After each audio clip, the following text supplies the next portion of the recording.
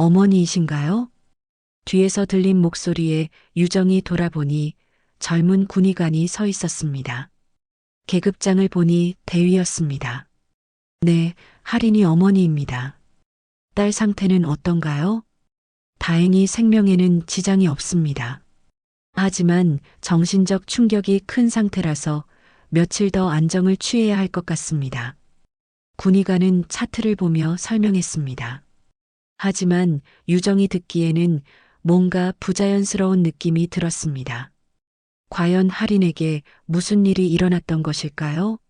그리고 유정은 딸을 지키기 위해 어떤 선택을 하게 될까요? 이어지는 이야기가 궁금하시다면 좋아요와 구독 버튼을 꾹 눌러주세요. 그럼 이야기 시작합니다. 새벽 5시 오유정은 어김없이 눈을 떴습니다. 알람 시계 소리보다 먼저 깨어나는 것은 30년 군 생활이 몸에 새긴 습관이었죠. 침대에서 일어나 창문을 열자 차가운 새벽 공기가 얼굴을 스쳤습니다. 전원주택 주변은 고요했고 멀리서 새들의 지저귀만 들려왔습니다. 유정은 운동복을 입고 집을 나섰습니다. 동네 공원까지는 걸어서 10분 거리였습니다. 공원에 도착하자 벤치에 앉아 스트레칭을 시작했습니다. 65의 나이에도 불구하고 유정의 몸은 여전히 탄탄했습니다. 매일 아침 이렇게 몸을 풀고 조깅을 하는 것이 하루 일과의 시작이었죠. 하나, 둘, 셋, 넷. 구령을 외치며 팔을 돌리는 유정의 모습은 마치 훈련병들을 지도하던 시절의 모습 그대로였습니다. 지나가는 동네 사람들은 그녀를 보며 역시 군인 출신은 다르다고 수군거렸습니다. 스트레칭을 마친 유정은 공원 둘레를 천천히 걸기 시작했습니다. 규칙적인 발걸음, 곧게 편 어깨, 앞을 응시하는 매서운 눈빛. 모든 것이 여전히 해병대 중령 시절의 그것이었습니다. 하지만 지금의 유정에게는 지휘할 부하도 수행할 임무도 없었습니다. 그저 조용한 전원 생활이 전부였죠. 집으로 돌아가는 길에 유정은 문득 딸 할인이 생각났습니다. 언제 마지막으로 통화했는지 기억이 나지 않았습니다. 몇 달 전 추석 때였나 아니면 더 오래 전이었나? 할인은 육군 중위로 복무 중이었지만 모녀 사이의 대화는 늘 어색했습니다. 엄마는 항상 군대 얘기만 하시잖아요. 할인이 마지막으로 했던 말이 떠올랐습니다. 유정은 씁쓸한 표정을 지으며 고개를 저었습니다. 딸과의 관계는 언제나 숙제였습니다. 너무 엄격하게 키웠던 것일까? 아니면 너무 바빠서 제대로 챙기지 못했던 것일까? 집에 도착한 유정은 샤워를 하고 아침을 준비했습니다. 혼자 먹는 식사는 늘 간단했습니다. 토스트 한 잔과 우유 한 잔. 그것만으로도 충분했죠. 식사를 마치고 거실에 앉아 신문을 펼쳤습니다. 정치면, 경제면, 사회면을 차례로 읽어나갔습니다. 군 관련 기사가 나오면 유독 관심 있게 읽었습니다. 요즘 젊은 군인들은 정신력이 부족해. 신문을 읽으며 중얼거렸습니다. 자신이 현역이던 시절과 비교하며 한숨을 쉬었습니다. 하지만 이런 생각도 잠시 유정은 다시 일상으로 돌아갔습니다. 오후에는 텃밭을 가꾸었습니다. 상추, 깻잎, 고추 등을 심어 기르고 있었죠. 흙을 만지며 작물을 돌보는 일은 마음을 평온하게 해주었습니다. 군생활 때는 느낄 수 없었던 여유였습니다. 하지만 가끔은 이런 평온함이 허전하게 느껴지기도 했습니다. 저녁 식사를 마치고 텔레비전을 보던 유정은 일찍 잠자리에 들었습니다. 내일도 똑같은 하루가 반복될 것입니다. 새벽 5시에 일어나 공원에서 운동하고 신문을 읽고 텃밭을 가꾸고 일찍 잠자리에 드는 것. 평범하고 조용한 일상이었습니다. 그런데 그날 밤 새벽 3시 유정의 잠을 깨운 것은 전화벨 소리였습니다. 누가 이 시간에 전화를 할까 싶어 받아든 전화기. 화면에는 모르는 번호가 떠 있었습니다. 여보세요? 혹시 박하린 중위님의 어머니이신가요? 낯선 남자의 목소리였습니다. 할인의 이름을 들은 순간 유정의 가슴이 철렁했습니다. 네, 그런데 누구세요? 저는 할인 중위님과 같은 부대 김일병입니다. 급한 일이 있어서 연락드렸는데요. 김일병의 목소리는 떨리고 있었습니다. 뭔가 심상치 않은 일이 일어났다는 것을 직감할 수 있었죠. 무슨 일인가요?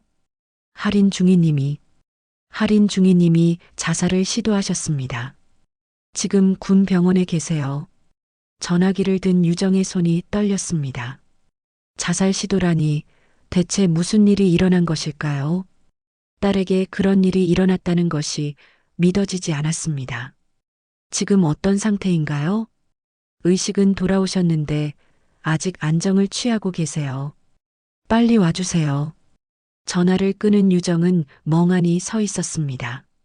조용했던 일상이 한순간에 무너져 내렸습니다. 딸이 자살을 시도했다는 것, 그것도 군 복무 중에 말입니다. 대체 무슨 일이 있었던 것일까요? 유정은 서둘러 옷을 갈아입고 집을 나섰습니다. 이른 새벽 시간이었지만 망설일 수 없었습니다. 딸을 보러 가야 했습니다. 차를 몰고 병원으로 향하는 길, 유정의 마음은 복잡했습니다. 오랫동안 연락하지 않았던 딸, 그리고 갑작스러운 자살 시도. 분명히 뭔가 큰 일이 일어난 것 같았습니다. 군 병원에 도착한 유정은 서둘러 응급실로 향했습니다. 복도를 걸어가며 주변을 살펴보니 여전히 군 병원 특유의 분위기가 느껴졌습니다. 하얀 복도, 소독약 냄새, 그리고 간간히 보이는 군복 차림의 사람들. 모든 것이 낯설지 않았지만 이런 상황에서 오게 될 줄은 몰랐습니다. 간호사에게 박하린 중위를 찾는다고 하자 3층 일반 병실로 안내해 주었습니다. 엘리베이터를 타고 올라가는 동안 유정의 마음은 무거웠습니다. 딸의 얼굴을 마주할 용기가 있을까 싶었죠. 언제 마지막으로 제대로 된 대화를 나누었는지 기억도 나지 않았습니다. 병실 문을 열고 들어가니 할인이 침대에 누워 있었습니다. 창백한 얼굴, 감은 눈, 그리고 손목에 감긴 붕대. 유정은 한 걸음 더 다가가지 못하고 그 자리에 서 있었습니다. 자신의 딸이 이런 상황에 있다는 것이 믿어지지 않았습니다. 어머니이신가요? 뒤에서 들린 목소리에 유정이 돌아보니 젊은 군의관이 서 있었습니다. 계급장을 보니 대위였습니다. 네, 할인이 어머니입니다. 딸 상태는 어떤가요? 다행히 생명에는 지장이 없습니다. 하지만 정신적 충격이 큰 상태라서 며칠 더 안정을 취해야 할 것 같습니다. 군의관은 차트를 보며 설명했습니다. 하지만 유정이 듣기에는 뭔가 부자연스러운 느낌이 들었습니다. 군의관의 말투가 너무 형식적이었고 시선을 제대로 마주치지 않았습니다. 정확히 어떤 일이 있었던 건가요? 우리 할인이가 왜 이런 일을? 그것은 부대에서 정확한 조사를 하고 있습니다. 일단은 과로와 스트레스가 주된 원인으로 보입니다. 과로와 스트레스라는 말에 유정은 의문을 품었습니다. 할인은 어려서부터 강한 아이였습니다. 웬만한 일로는 무너지지 않는 성격이었죠. 그런 딸이 자살을 시도할 정도로 힘들었다는 것이 이해되지 않았습니다. 군의관이 나간 후 유정은 할인의 침대 곁에 앉았습니다. 딸의 손을 잡으려다가 망설였습니다. 평소에도 스킨십이 어색했던 모녀 사이였는데 이런 상황에서는 더욱 그랬습니다. 할인아. 유정이 조심스럽게 이름을 불렀습니다. 할인의 눈이 천천히 떠졌습니다. 하지만 딸의 눈빛은 차갑고 무표정했습니다. 마치 영혼이 빠진 것 같은 느낌이었죠. 왜 왔어요? 할인의 첫 마디였습니다. 반가워하거나 미안해하는 기색은 전혀 없었습니다. 오히려 귀찮다는 듯한 표정이었습니다. 딸이 이런 일을 당했는데 안 올 수가 있나? 대체 무슨 일이 있었던 거니? 별일 없어요. 그냥 좀 힘들었을 뿐이에요. 하리는 고개를 돌려 창밖을 바라봤습니다. 더 이상 대화하고 싶지 않다는 의미였습니다. 유정은 답답했지만 억지로 물어볼 수는 없었습니다. 그때 병실 문이 열리며 젊은 일병이 들어왔습니다. 전화를 걸었던 김일병이었습니다. 중이님, 안녕하세요. 어머니님도 안녕하세요. 김일병은 정중하게 인사를 했습니다. 하지만 표정이 어둡고 불안해 보였습니다. 고생했다. 늦은 시간에 연락해줘서 고마워. 유정이 인사하자 김일병은 주변을 둘러보며 조심스럽게 말했습니다. 어머니님, 잠깐 밖에서 얘기 좀 할까요? 유정은 김일병을 따라 병실 밖으로 나갔습니다. 복도 끝 인적이 드문 곳에서 김일병이 입을 열었습니다. 사실은 중이님이 이렇게 된 이유가 따로 있어요. 무슨 뜻이지? 부대에서 성희롱이 있었어요. 장상병이라고 하는 사람 때문에. 성희롱이라는 말에 유정의 표정이 굳어졌습니다. 딸이 그런 일을 당했다는 것이 믿어지지 않았습니다. 정확히 어떤 일이 있었던 거니? 장상병이 중이님을 계속 괴롭혔어요. 욕설도 하고 성적인 농담도 하고. 그런데 그 사람이 부대장님의 조카라서 아무도 건드리지 못해요. 김일병의 말을 들으며 유정의 분노가 치밀어 올랐습니다. 자신의 딸이 그런 일을 당했다는 것, 그리고 그것이 묵인되고 있다는 것이 참을 수 없었습니다. 그런 일이 있었는데 왜 신고를 안 한 거지? 중이님이 말리셨어요. 신고해봤자 소용없다고. 오히려 더 힘들어질 거라고. 유정은 주먹을 꽉 쥐었습니다. 딸이 혼자서 그런 고통을 감당해야 했다는 것이 마음 아팠습니다. 그리고 동시에 자신에게 화가 났습니다. 딸의 상황을 전혀 모르고 있었던 것이 부끄러웠습니다. 다른 증거나 증인은 없나? 몇 명이 더 알고 있어요. 하지만 다들 무서워해요.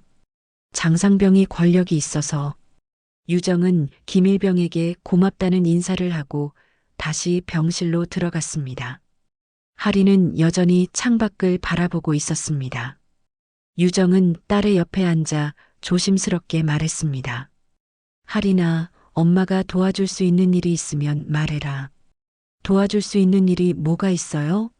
엄마는 이미 전역한 사람인데. 하린의 말에 유정은 잠시 침묵했습니다. 딸 말이 맞았습니다. 자신은 이미 전역한 민간인이었고 군 내부의 일에 개입할 수 있는 권한이 없었습니다. 하지만 유정은 포기할 수 없었습니다. 딸이 이런 일을 당했는데 가만히 있을 수는 없었습니다. 무엇인가 방법이 있을 것이라고 생각했습니다. 하리나, 엄마가 반드시 해결해 줄게. 어떻게요? 엄마가 뭘 할 수 있는데요? 하린이 처음으로 유정을 똑바로 바라봤습니다. 하지만 그 눈빛에는 기대보다는 체념이 가득했습니다. 유정은 대답하지 않았습니다.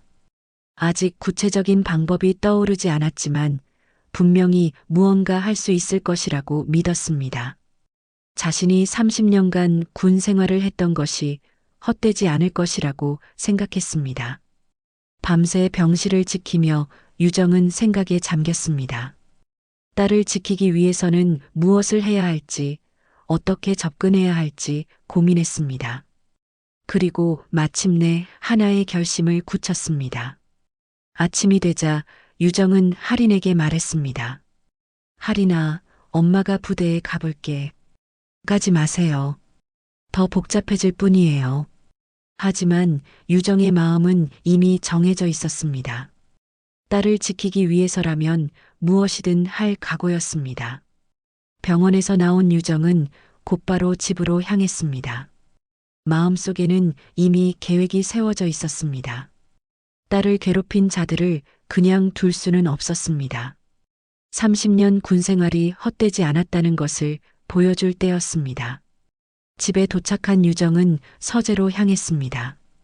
책장 한편에는 저녁 당시 받았던 각종 서류들이 정리되어 있었습니다. 그 중에서도 가장 소중하게 보관해온 것은 전역증이었습니다. 해병대 중령으로 명예 전역했다는 증명서였죠. 오유정, 해병대 중령, 1985년 임관, 2018년 전역. 전역증을 들여다보며 유정은 과거를 떠올렸습니다. 젊은 시절 해병대에 입대했을 때의 각오, 처음 소대장이 되었을 때의 떨림, 그리고 중령까지 올라가며 겪었던 수많은 일들. 모든 것이 어제 일 같았습니다. 유정은 옷장을 열었습니다. 깔끔하게 정리되어 있는 평상복들 사이에서 한 벌의 옷을 꺼냈습니다. 해병대 전투복이었습니다. 전역할 때 기념으로 가져온 것이었는데 지금까지 한 번도 입어본 적이 없었습니다. 전투복을 입어보니 여전히 몸에 맞았습니다. 거울 앞에 선 유정의 모습은 7년 전 전역 당시와 크게 다르지 않았습니다. 나이는 들었지만 여전히 위풍당당한 군인의 모습이었죠. 이제 시작이군. 유정은 중얼거리며 해병대 모자를 썼습니다. 계급장은 떼어내고 부대 마크만 그대로 두었습니다. 민간인이지만 해병대 출신이라는 것은 분명히 보여주고 싶었습니다. 차에 올라타기 전 유정은 잠시 망설였습니다.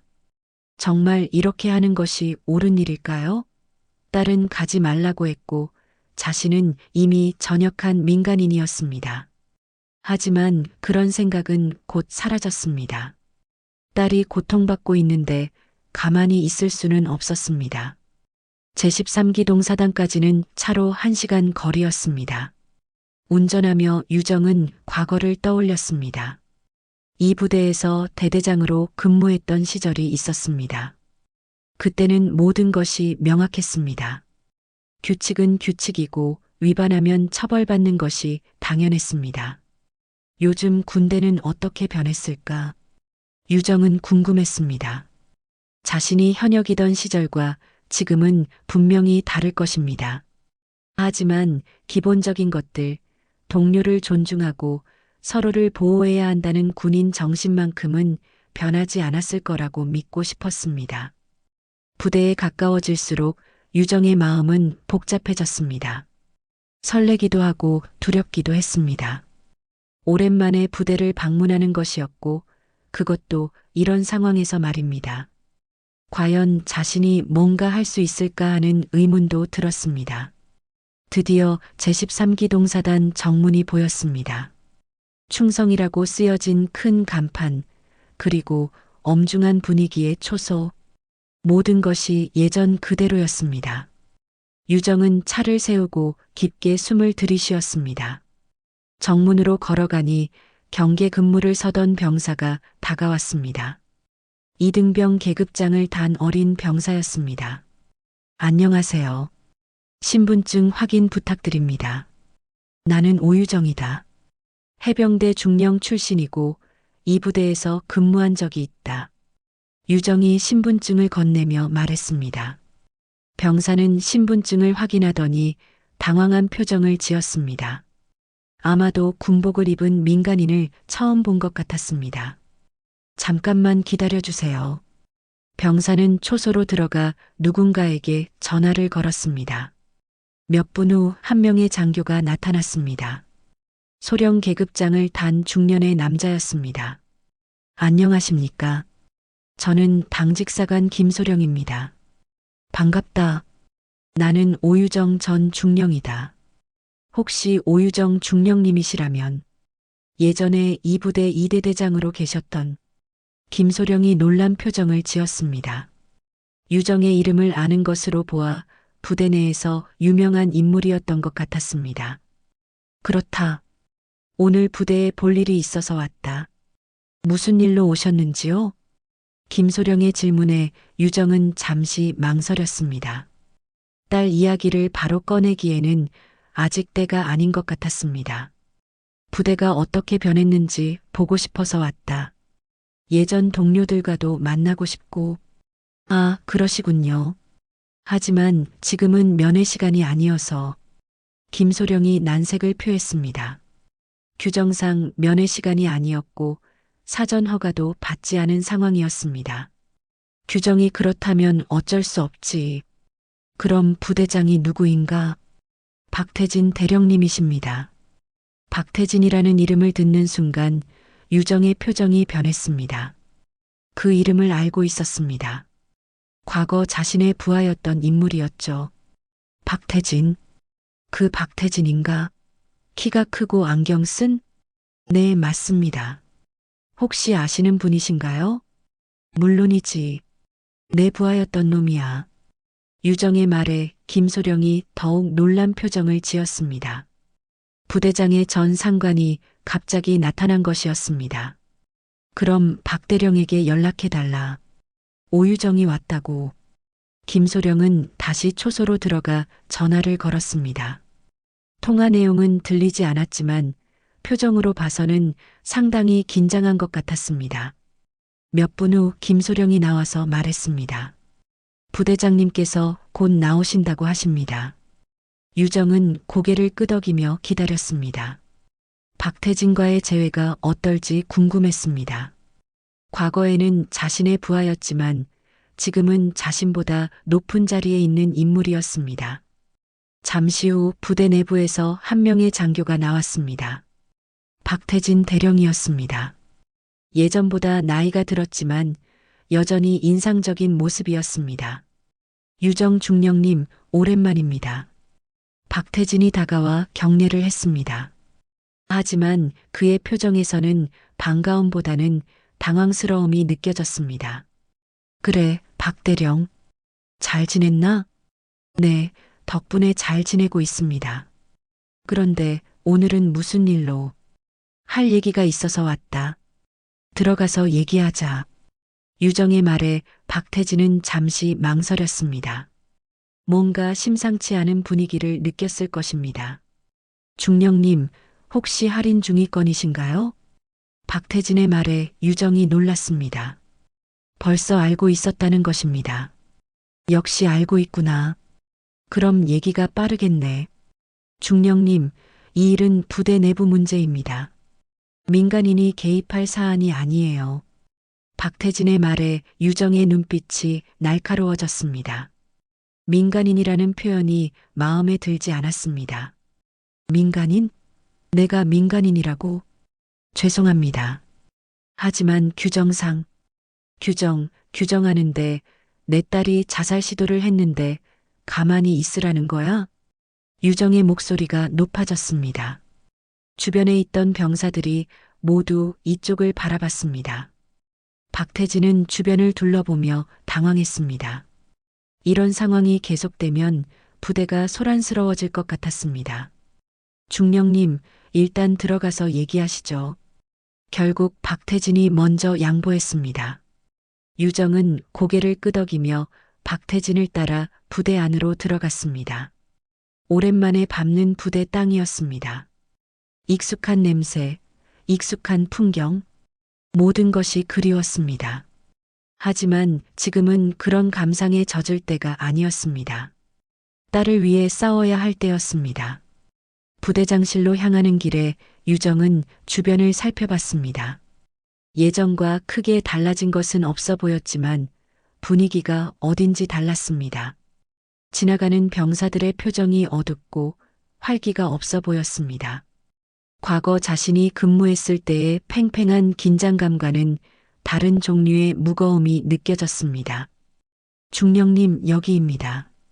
박태진이 부대장실 문을 열며 안내했습니다. 넓은 사무실, 각종 상장들이 걸린 벽, 그리고 큰 책상. 모든 것이 권위적인 분위기를 자아냈습니다. 앉으세요. 박태진이 소파를 가리키며 말했습니다. 하지만 유정은 앉지 않고 서 있었습니다.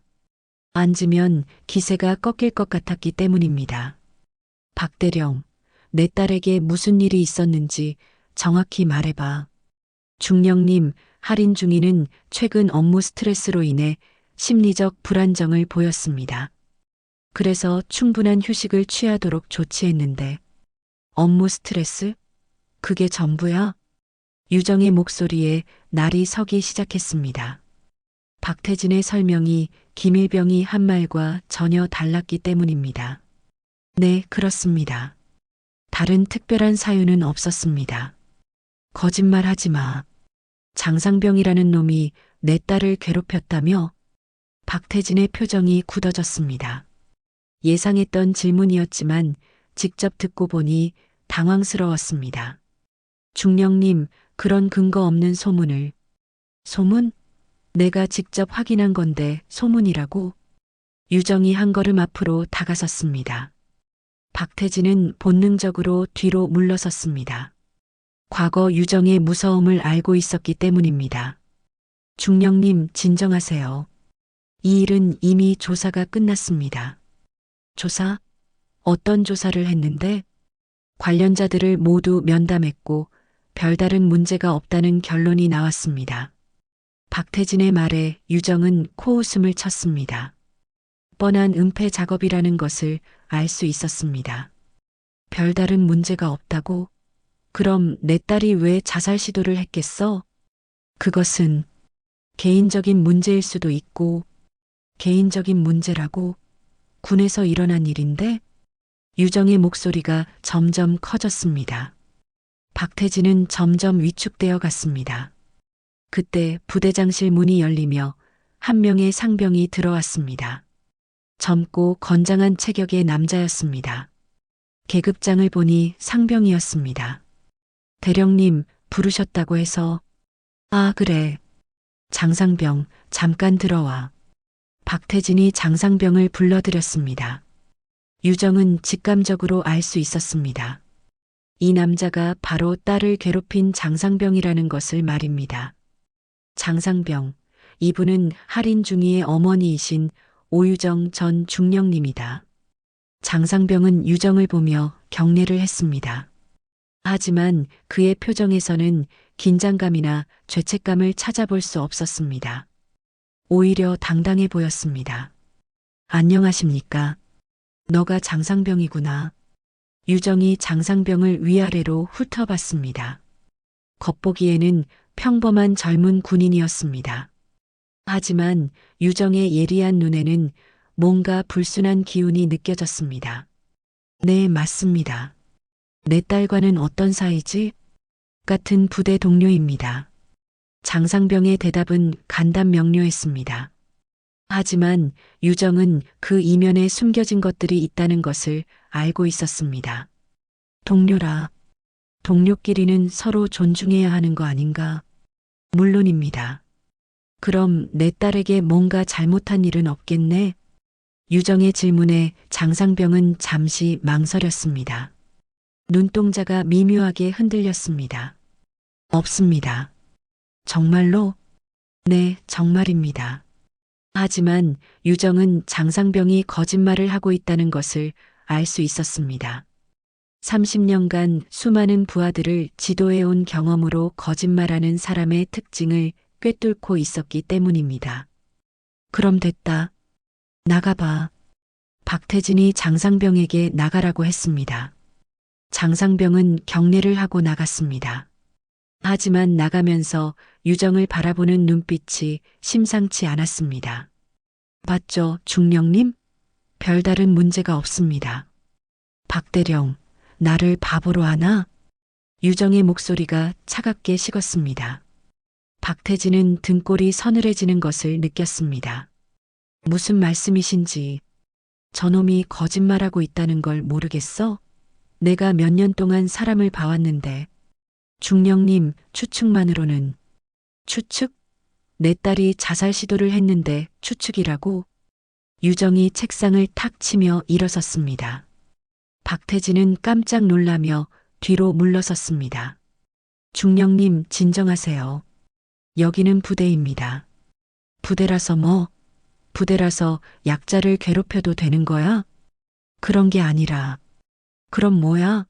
설명해봐. 박태진은 말문이 막혔습니다. 유정의 기세에 눌려 제대로 된 말을 할 수 없었습니다. 그때 유정은 문득 벽에 걸린 부대 연역을 보았습니다. 자신이 대대장으로 근무했던 시절의 사진도 있었습니다. 젊은 시절의 자신이 당당하게 서 있는 모습이었습니다. 내가 이 부대에서 무엇을 위해 싸웠는지 아나? 중령님, 동료를 지키기 위해서였어. 서로를 보호하고 존중하는 조직을 만들기 위해서였다고. 유정의 목소리에는 과거에 대한 그리움과 현실에 대한 분노가 섞여 있었습니다. 그런데 지금 이 부대는 뭐야? 약자를 괴롭히고 그걸 덮어주는 곳이야? 중령님, 오해가 있으신 것 같습니다. 오해? 내 딸이 병원에 누워 있는데 오해라고? 박태진은 더 이상 변명할 말이 없었습니다. 유정의 분노가 정당하다는 것을 알고 있었기 때문입니다. 중령님, 이 일은 제가 처리하겠습니다. 시간을 좀 주세요. 시간? 얼마나 더 시간이 필요해? 내 딸이 죽을 뻔했는데. 일주일만 주세요. 정확한 조사를 다시 하겠습니다. 유정은 박태진을 바라봤습니다. 그의 눈에서 진실성을 찾으려 했지만 쉽지 않았습니다. 박대령, 마지막으로 묻는다. 정말로 공정한 조사를 할 거야? 네, 약속드립니다. 좋아. 일주일 줄게. 하지만 그 안에 결과가 나오지 않으면 내가 직접 나설 거야. 알겠습니다. 유정은 부대장실을 나섰습니다. 복도를 걸으며 주변을 다시 한번 살펴봤습니다. 과거 자신이 목숨 걸고 지켰던 이곳이 지금은 어떤 모습인지 확인하고 싶었습니다. 부대를 나오며 유정은 생각했습니다. 박태진이 약속을 지킬까? 아마도 시간만 끌다가 유야무야 넘어가려 할 것입니다. 그렇다면 자신이 직접 나서야 할 때가 올 것입니다. 차에 올라타며 유정은 다짐했습니다. 딸을 지키기 위해서라면 무엇이든 하겠다고. 설사 그것이 과거의 자신을 모두 걸어야 하는 일이라도 말입니다. 일주일. 그 안에 해결되지 않으면 내가 직접 움직이지. 유정은 중얼거리며 시동을 걸었습니다. 이제 진짜 싸움이 시작될 것 같았습니다. 일주일이 지났지만 박태진으로부터는 아무런 연락이 없었습니다. 유정은 매일 아침 전화를 기다렸지만 소식은 없었습니다. 딸 하리는 여전히 병원에 입원해 있었고 상태는 나아지지 않고 있었습니다. 의사는 정신적 충격이 크다며 더 많은 시간이 필요하다고 했습니다. 역시나 그럴 줄 알았어. 유정은 혼자 중얼거리며 서재에 앉아 있었습니다. 책상 위에는 군 관련 법령집들이 펼쳐져 있었습니다. 군형법, 군기강령, 군 내부 고발 보호 지침 등 두꺼운 책들이었습니다. 저녁 후에는 한 번도 펼쳐보지 않았던 것들이었죠. 분명히 방법이 있을 거야. 유정은 법령집을 꼼꼼히 읽어나갔습니다. 성희롱과 관련된 조항들, 내부 고발자 보호 규정들, 그리고 상급 기관에 신고할 수 있는 절차들, 모든 것을 다시 공부했습니다. 오후에 유정은 오랜만에 전화번호부를 꺼냈습니다. 과거 함께 근무했던 동료들의 연락처가 적혀 있었습니다. 대부분은 이미 전역했지만 몇몇은 아직 현역에 있을 것입니다. 이상우. 유정은 한 이름에서 멈췄습니다. 이상우 대령, 과거 자신의 부하였던 인물이었습니다. 똑똑하고 정의감이 강했던 젊은 장교였죠. 지금은 국방부에서 근무하고 있다는 소식을 들었던 것 같았습니다. 전화를 걸어보니 다행히 번호가 바뀌지 않았습니다. 여보세요? 상우야, 나 오유정이다. 중령님? 정말 오랜만입니다. 어떻게 지내셨어요? 이상우의 목소리는 반가워했습니다. 과거 유정을 존경했던 부하였기 때문입니다. 잘 지내고 있다. 그런데 너는 지금 어디서 근무하고 있지? 국방부 검찰단에 있습니다. 법무관으로 근무하고 있어요. 검찰단이라. 잘 됐네. 사실 상의할 일이 있어서 연락했다. 유정은 할인의 상황을 자세히 설명했습니다. 성희롱 피해, 자살 시도, 그리고 부대의 은폐 시도까지 모든 것을 솔직하게 털어놓았습니다. 그런 일이 있었군요. 정말 심각한 문제네요. 상우야, 이런 경우에는 어떻게 해야 하지? 중령님, 이건 명백한 군기강 위반 사안입니다. 정식으로 수사해야 할 일이에요. 이상우의 목소리에는 분노가 섞여 있었습니다. 군인으로서 용납할 수 없는 일이었기 때문입니다. 그럼 도와줄 수 있겠나? 물론입니다. 중령님이 키워주신 덕분에 지금의 제가 있는 거잖아요. 유정은 안도의 한숨을 쉬었습니다. 믿을 만한 사람을 찾은 것 같았습니다. 고맙다. 그럼 어떻게 진행하면 될까? 일단 증거를 수집해야 합니다. 증언, 녹음, 문서 등 모든 것이 필요해요. 증거라. 유정은 생각에 잠겼습니다. 김일병이 말했던 증인들, 그리고 다른 피해자들이 있을지도 모릅니다. 상우야, 내가 직접 조사해도 될까? 중령님은 민간인이시니까 한계가 있을 거예요. 하지만 제가 공식적으로 수사를 시작한다면 그렇게 하자. 내가 최대한 도울게. 전화를 끊은 후 유정은 계획을 세웠습니다. 먼저 김일병을 다시 만나 더 자세한 정보를 얻어야 했습니다. 그리고 다른 증인들도 찾아야 했습니다. 다음 날 유정은 다시 병원으로 향했습니다. 할인의 상태를 확인하고 김일병과도 만나기로 했습니다. 병실에 들어가니 할인은 창가에 앉아 있었습니다. 얼굴색이 조금 좋아진 것 같았지만 여전히 말수가 적었습니다. 할인아, 기분이 좀 나아졌니? 조금요. 엄마가 이 일을 해결하려고 하는데 내가 도와줄 수 있겠니? 할인이 유정을 바라봤습니다. 처음으로 관심을 보이는 것 같았습니다. 뭘 어떻게요? 정확히 어떤 일이 있었는지 말해줄 수 있겠니? 할인은 잠시 망설이더니 입을 열었습니다. 장상병이 처음에는 장난이라고 했어요. 어깨를 만진다거나 성적인 농담을 한다거나 그 다음에는 점점 심해졌어요. 단둘이 있을 때는 더 노골적으로, 그리고 제가 싫다고 하면 오히려 화를 냈어요. 유정은 주먹을 꽉 쥐었습니다. 딸이 그런 고통을 혼자 감당해야 했다는 것이 분했습니다. 왜 그때 말하지 않았니? 말해봤자 소용없을 거라고 생각했어요. 장상병은 부대장님의 조카니까. 부대장의 조카? 유정은 놀랐습니다. 그런 배경이 있었다니 박태진이 사건을 덮으려 했던 이유가 납득되었습니다. 그럼 다른 사람들도 알고 있었겠네? 네, 대부분 알고 있어요. 하지만 아무도 나서지 않아요. 그때 병실 문이 열리며 김일병이 들어왔습니다. 중이님, 안녕하세요. 어머니님도 안녕하세요. 잘 왔다. 너와 얘기할 게 있어서 기다렸다. 유정은 김일병과 함께 병실 밖으로 나갔습니다. 일병, 혹시 장상병의 행동을 목격한 다른 사람들이 더 있나? 네, 몇 명 더 있어요. 하지만 모두 무서워해요. 구체적으로 누구지?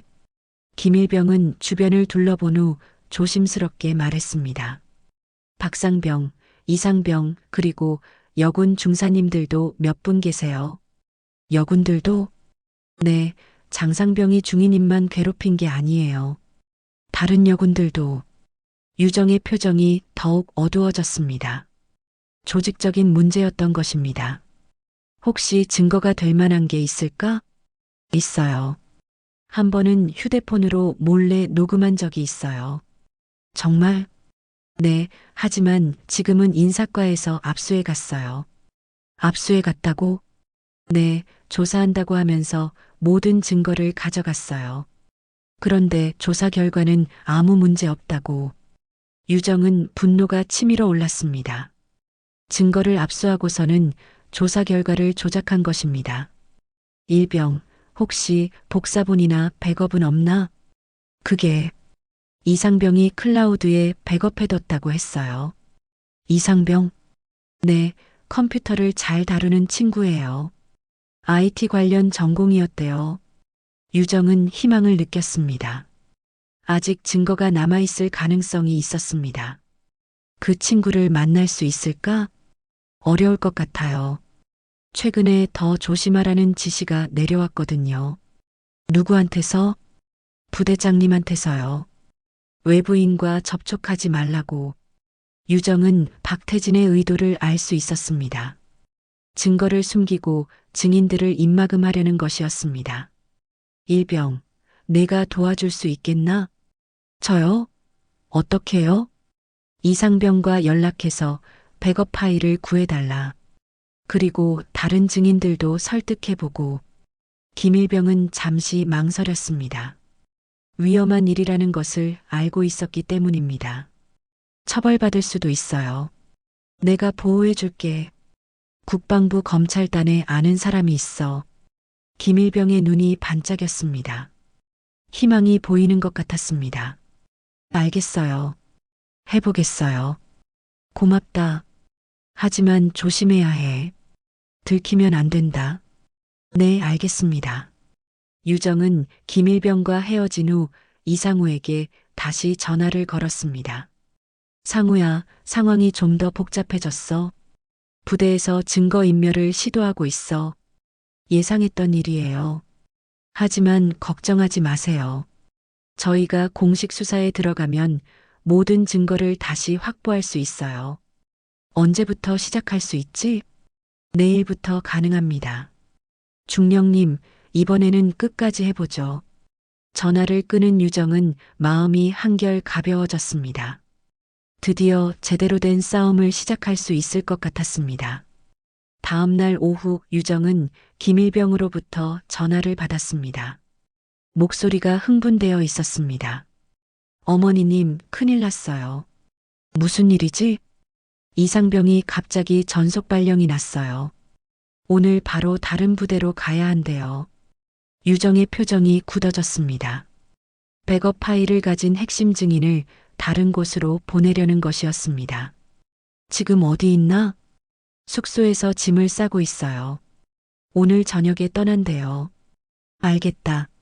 내가 지금 갈게. 유정은 서둘러 부대로 향했습니다. 이상병을 놓치면 결정적인 증거를 잃을 수도 있었습니다.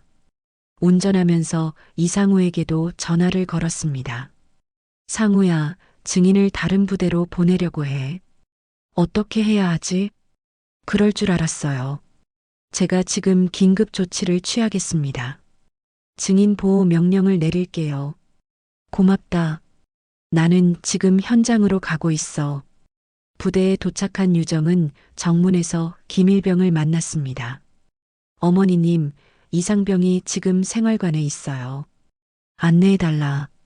김일병을 따라 생활관으로 향하는 길에 여러 병사들이 수군거리는 소리가 들렸습니다. 저기 해병대 중령 출신이래. 할인 중이 어머니라던데. 대단하시네. 딸을 위해 직접 나서시다니. 병사들의 반응을 보니 유정의 존재가 부대 전체에 알려진 것 같았습니다. 생활관에 도착하니 한 명의 젊은 병사가 급하게 짐을 싸고 있었습니다. 계급장을 보니 이상병이었습니다. 이상병? 네. 아, 안녕하세요. 이상병은 유정을 보고 깜짝 놀란 표정을 지었습니다. 나는 할인 중이의 어머니야. 너와 얘기할 게 있어. 이상병은 주변을 둘러보며 불안해했습니다. 다른 병사들이 지켜보고 있었기 때문입니다. 밖에서 얘기하자. 유정은 이상병을 생활관 밖으로 데리고 나갔습니다. 인적이 드문 곳에서 대화를 시작했습니다. 갑자기 전속 발령이 났다면서? 네, 오늘 아침에 갑자기. 이유는 뭐라고 하던가?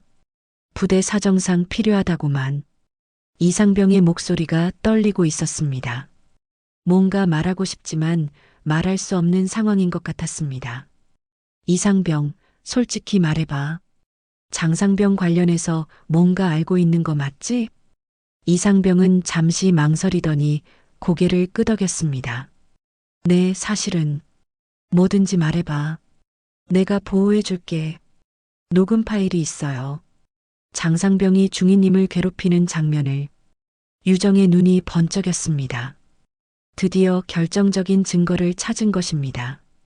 어디 있지? 클라우드에 백업해뒀어요. 하지만 지금은 접속할 수 없어요. 왜? 부대에서 개인 휴대폰을 모두 회수했거든요. 유정은 분노가 치밀어 올랐습니다.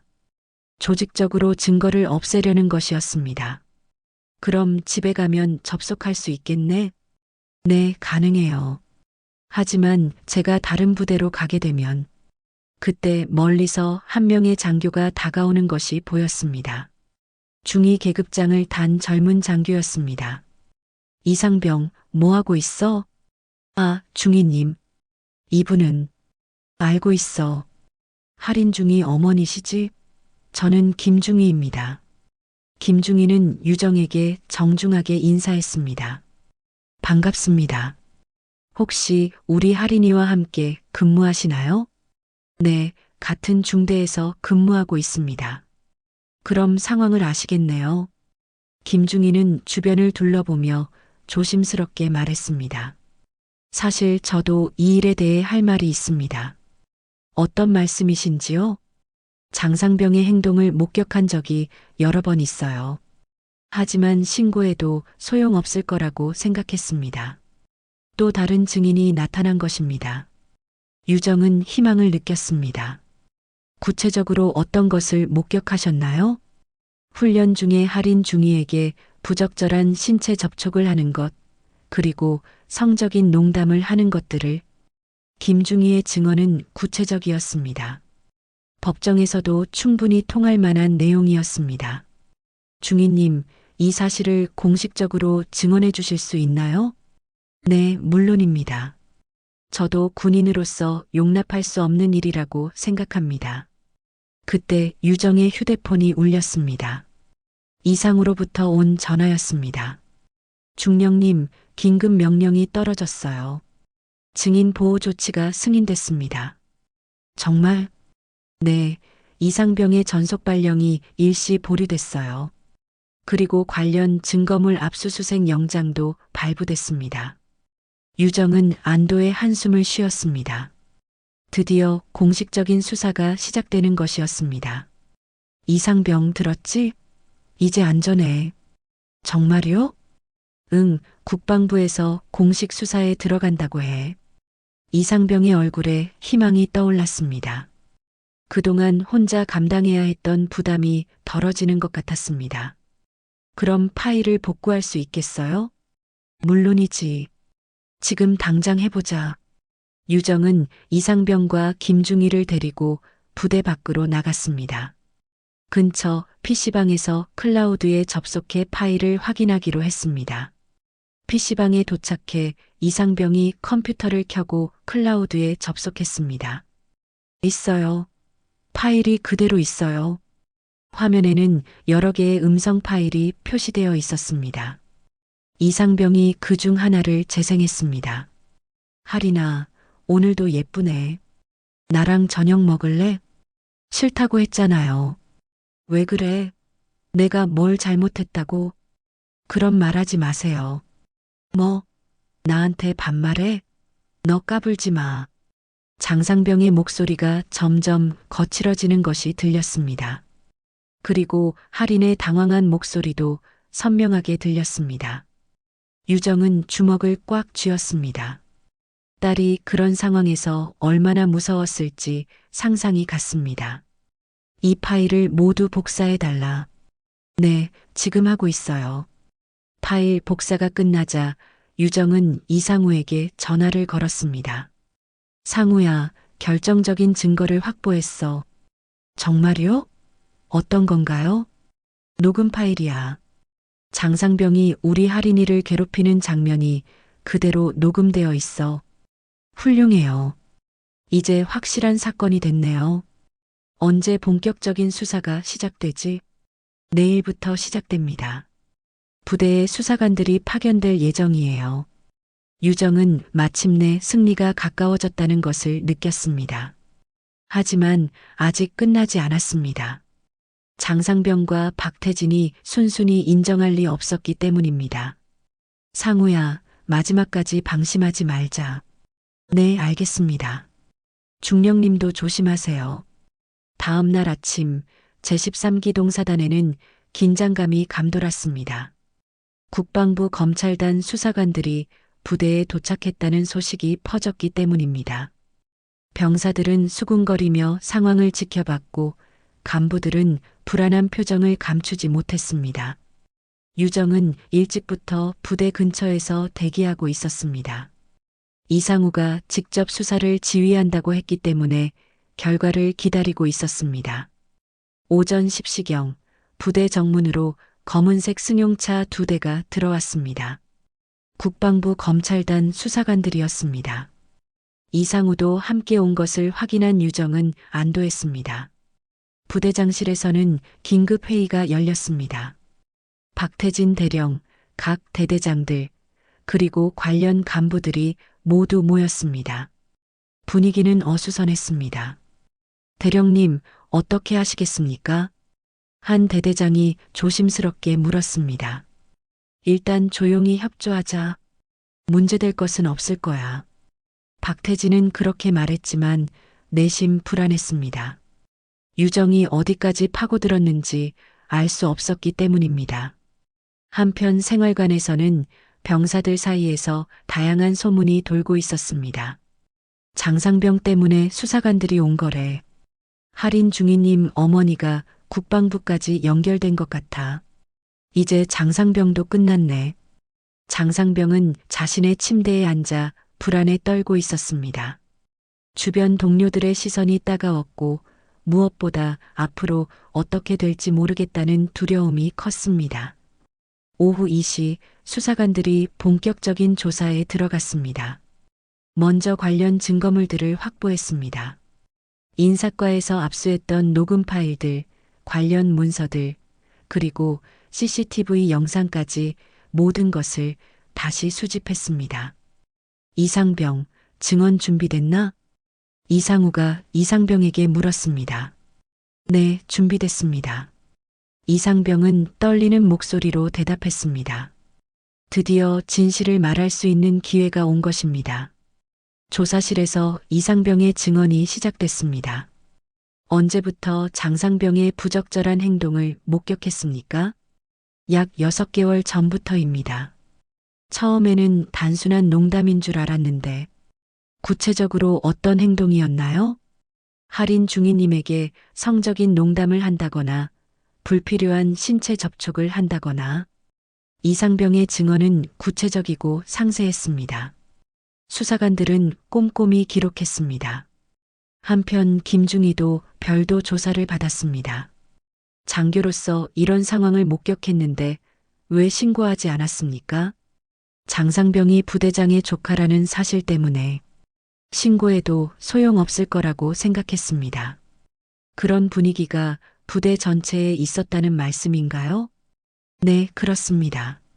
모든 사람이 알고 있었지만 아무도 나서지 못했습니다. 김중희의 증언으로 부대 내부의 문제가 개인의 일탈이 아니라 구조적인 문제라는 것이 드러났습니다. 오후 4시 드디어 장상병이 조사실로 불려왔습니다. 그의 얼굴은 창백했고 손이 떨리고 있었습니다. 장상병, 박할인 중위와의 관계에 대해 말해보세요. 같은 부대 동료입니다. 그게 전부인가요? 네, 그게 전부입니다. 수사관이 녹음 파일을 재생했습니다. 장상병이 할인을 괴롭히는 목소리가 조사실에 울려 퍼졌습니다. 이 목소리가 당신 것이 맞나요? 장상병의 얼굴이 더욱 창백해졌습니다. 더 이상 부인할 수 없는 상황이었습니다. 그건 그냥 장난이었습니다. 장난이라고요? 상대방이 싫다고 명확히 표현했는데도 저는 장상병은 말을 잇지 못했습니다. 변명할 여지가 없었기 때문입니다. 다른 여군들에게도 비슷한 행동을 한 적이 있나요? 아니요, 없습니다. 하지만 수사관들은 이미 다른 피해자들의 증언도 확보하고 있었습니다. 저녁 7시 박태진 대령이 조사실로 불려왔습니다. 그의 표정은 굳어 있었습니다. 대령님, 이번 사건에 대해 언제 처음 알게 되셨나요? 한 달 전쯤 보고를 받았습니다. 그때 어떤 조치를 취하셨나요? 관련자들을 면담하고 조사했습니다. 조사 결과는 어떠했나요? 별다른 문제가 없다고 판단했습니다. 수사관이 여러 증거 자료들을 테이블에 펼쳤습니다. 그럼 이런 명확한 증거들이 있었는데도 문제 없다고 판단하신 건가요? 박태진은 할 말이 없었습니다. 증거가 너무 명확했기 때문입니다. 장상병이 대령님의 조카라는 사실이 판단에 영향을 주지 않았나요?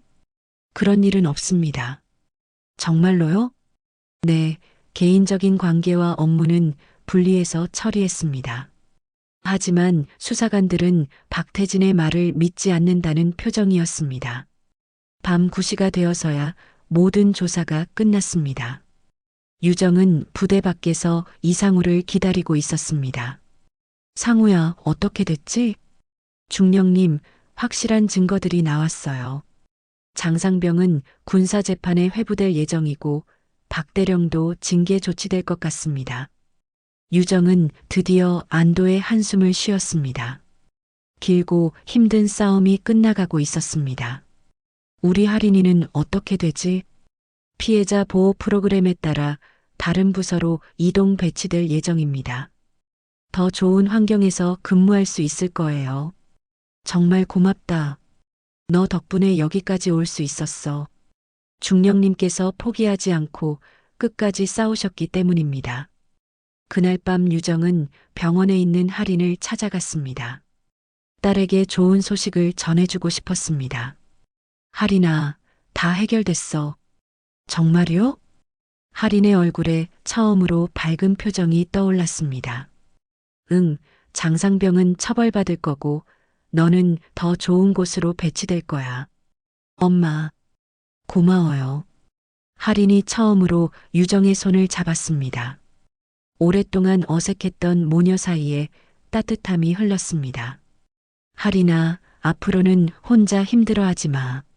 엄마가 항상 내 편이야. 네, 알겠어요. 유정은 딸의 손을 꼭 잡으며 생각했습니다. 이번 일을 통해 딸을 지켰을 뿐만 아니라 서로를 더 잘 이해하게 된 것 같았습니다.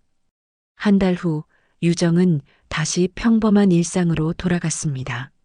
새벽 5시에 일어나 공원에서 운동하고 텃밭을 가꾸는 일상이었습니다. 하지만 예전과는 뭔가 달랐습니다. 마음 한편이 뿌듯했고 딸과의 관계도 많이 좋아졌습니다. 장상병은 군사재판에서 유죄 판결을 받고 군복무 부적격 판정으로 전역 처분을 받았습니다. 성희롱과 직권 남용 혐의로 실형까지 선고받았습니다. 박태진 대령은 중징계 후 명예전역 처리되었습니다. 부대 내에서는 큰 변화가 일어났습니다. 할인은 국방부 산하군 검찰단으로 전속되어 여성장교 보호 프로그램 개발 업무를 맡게 되었습니다. 자신과 같은 피해를 당하는 사람들이 없도록 하는 일이었습니다. 의미 있는 일이라고 생각했고 새로운 환경에서 활기를 되찾았습니다. 엄마, 오늘 새로운 프로그램 기획서를 완성했어요. 할인이 전화로 말했습니다.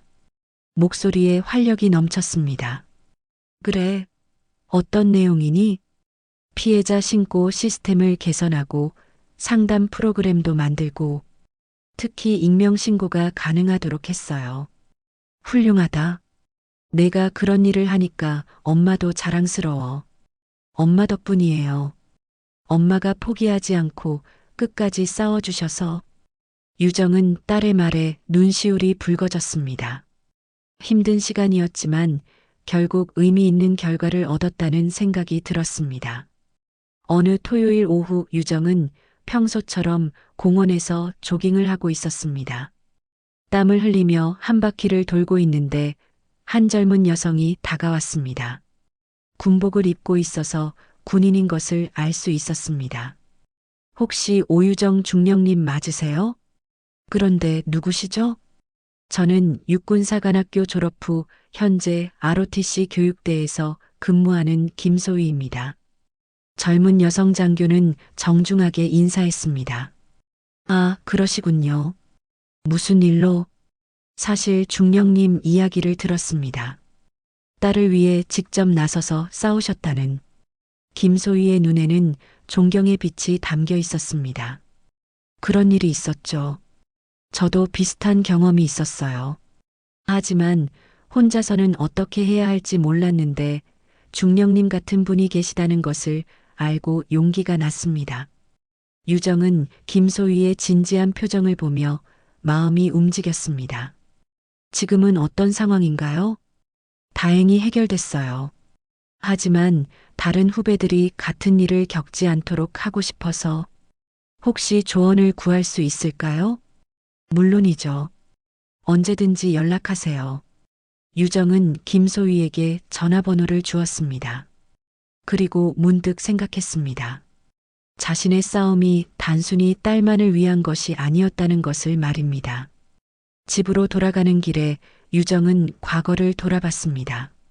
30년간의 군 생활, 전역 후의 조용한 일상, 그리고 이번 사건을 통해 다시 찾은 목적의식, 모든 것이 의미 있었다는 생각이 들었습니다. 저녁에 할인이 집으로 찾아왔습니다. 요즘은 자주 들르곤 했습니다. 엄마, 오늘 어떤 후배가 상담을 요청했어요. 어떤 후배? 다른 부대에서 근무하는 여군 중위인데 비슷한 문제로 고민이 있다고 하더라고요. 그래서 어떻게 했니? 저희 프로그램을 소개해줬어요. 그리고 엄마 이야기도 했고요. 유정은 놀랐습니다. 자신의 이야기가 다른 사람들에게 도움이 되고 있다는 것이 신기했습니다. 엄마, 요즘 생각해보니까 엄마는 정말 멋진 사람이에요. 갑자기 왜 그런 말을? 어려서는 엄마가 너무 엄격하고 무서운 사람이라고만 생각했어요. 하지만 이번 일을 겪으면서 알았어요. 엄마는 옳은 일을 위해서는 끝까지 싸우는 사람이라는 것을. 할인의 말에 유정은 감동했습니다. 딸이 자신을 이해해준다는 것이 가장 큰 보상이었습니다. 할인아, 엄마도 이번 일을 통해서 많이 배웠어. 혼자만의 힘으론 한계가 있다는 것, 그리고 함께할 때 더 큰 일을 할 수 있다는 것을. 앞으로도 이런 일이 있으면 함께해요. 그럴까? 모녀가 힘을 합치면 못할 일이 없겠네. 두 사람은 웃으며 대화를 나누었습니다. 예전의 어색함은 완전히 사라졌습니다. 며칠 후 유정은 이상으로부터 전화를 받았습니다. 중령님, 좋은 소식이 있어요. 무슨 소식이지? 중령님, 사건 이후로 군내 성희롱 신고가 크게 늘었어요. 그리고 처리 방식도 많이 개선됐고요. 정말요? 네, 중령님이 보여주신 용기가 다른 사람들에게도 영향을 준 것 같아요. 유정은 뿌듯했습니다. 자신의 행동이 더 큰 변화를 만들어낸 것 같았습니다. 그리고 하나 더, 국방부에서 중령님께 감사패를 수여하고 싶다고 하는데요. 감사패요? 네, 군기강 확립에 기여한 공로로요. 유정은 잠시 망설였습니다. 상을 받기 위해 한 일은 아니었기 때문입니다. 상우야, 그런 건 사양할게. 딸을 지킨 것만으로도 충분해. 그럴 줄 알았어요. 역시 중령님다우시네요. 전화를 끊은 후 유정은 창밖을 바라봤습니다. 평화로운 전원 풍경이 펼쳐져 있었습니다. 하지만 이제는 그 평화가 무료하지 않았습니다. 언제든 필요하다면 다시 나설 준비가 되어 있었기 때문입니다. 그날 저녁 김소희로부터 문자가 왔습니다. 중령님, 용기 내서 신고했더니 제대로 처리됐어요. 정말 감사드려요. 유정은 미소를 지었습니다. 작은 용기가 또 다른 용기를 만들어내는 것 같았습니다. 며칠 후 할인이 다시 찾아왔을 때 유정은 딸에게 말했습니다. 할인아, 엄마가 전에는 군복을 벗으면 모든 게 끝이라고 생각했어. 하지만 이번에 알았다. 진짜 중요한 건 옷이 아니라 마음이라는 것을. 무슨 뜻이에요? 군복을 벗었어도 옳은 일을 위해 싸우는 마음만은 벗지 않았다는 뜻이야. 하리는 고개를 끄덕였습니다. 엄마, 그럼 우리 앞으로도 계속 싸워요. 약한 사람들을 위해서. 그래, 함께 하자. 그날 밤 유정은 오랜만에 깊은 잠에 빠져들었습니다. 마음이 평온했고 미래에 대한 희망이 있었습니다. 군복은 벗었지만 싸움은 아직 끝나지 않았습니다. 그리고 이제는 혼자가 아니었습니다. 딸과 함께, 그리고 같은 마음을 가진 사람들과 함께 할 수 있었습니다. 다음 날 아침 유정은 평소보다 일찍 일어나 공원으로 향했습니다. 새로운 하루가 시작되었고 새로운 도전이 기다리고 있을지도 모른다는 생각에 가슴이 설렜습니다. 전투화는 벗었지만 싸우는 마음만은 여전히 굳건했습니다. 이런 의미 있는 이야기가 더 많은 분들께 전해질 수 있도록 좋아요와 구독 부탁드립니다. 그리고 댓글로 여러분의 생각도 들려주세요. 다음에는 또 어떤 감동적인 이야기로 찾아뵐까요? 기대해 주세요. 오늘도 들어주셔서 감사합니다.